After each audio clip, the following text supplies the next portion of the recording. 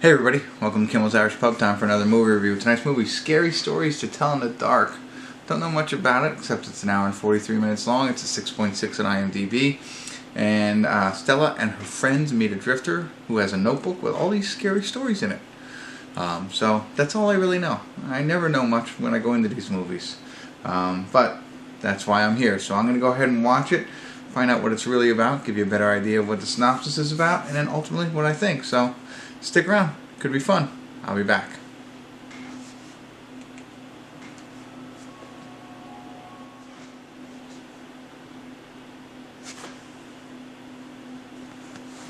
Hey everybody, I want to do a quick check-in here. We're watching Scary Stories to Tell in the Dark. We're at the 53-minute, 9-second mark, so a little over halfway through.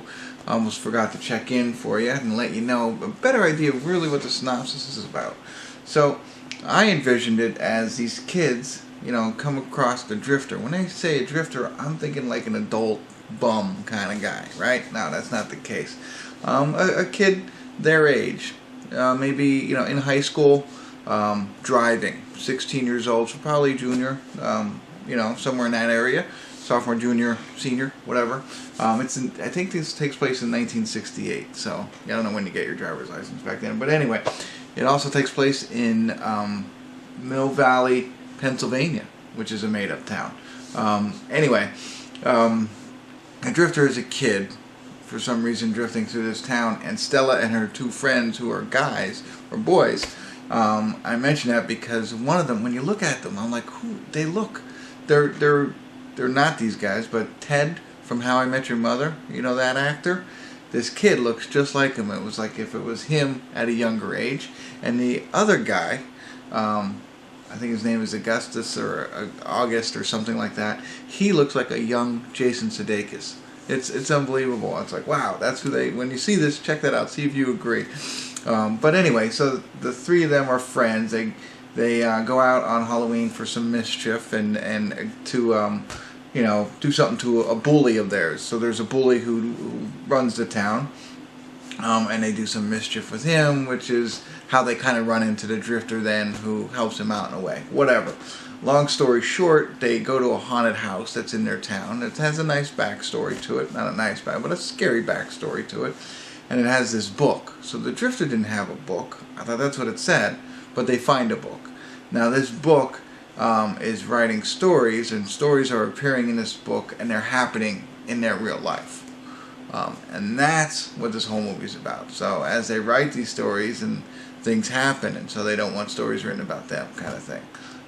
So it's a young adult movie, I'd say. I don't know what this is rated, to be honest with you. Probably PG-13. So, it's more along that kind of scary, funny. Now, there are a little bit of scary images and maybe a little bit of violence, but nothing over the top too bad. Still interesting, and I'm enjoying it. So I'll get back to it a little bit more, and see where it goes from here, and ultimately tell you what I think and the final thoughts. So stick around.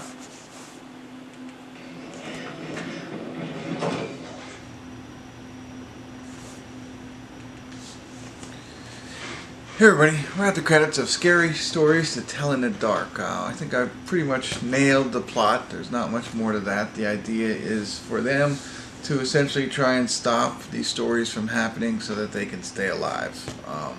And so that's what they're tasked with doing. So it's basically, I guess, a young adult scary movie. I found it okay. I'm sure, there's a couple of jump scares. There's some visual images that, not like the Grudge kind of visual images, but just things that are just weird to see.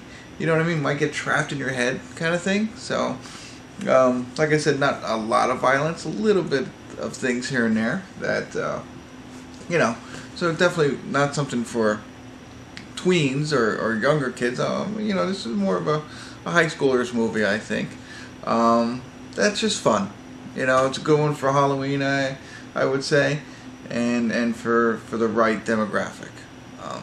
Worth watching if you're into it. It's not your scary movie if you're looking for something really scary or something along that. This is more of a, don't get me wrong, it has, like I said, some jump moments, and images. Like, I keep repeating myself, but it's not meant for that. For people, for the horror, scary film enthusiasts. I don't think so. I think it's built for a different demographic, and that's fine. And I think that works. So, I mean, that's great that they can make movies like this for all levels.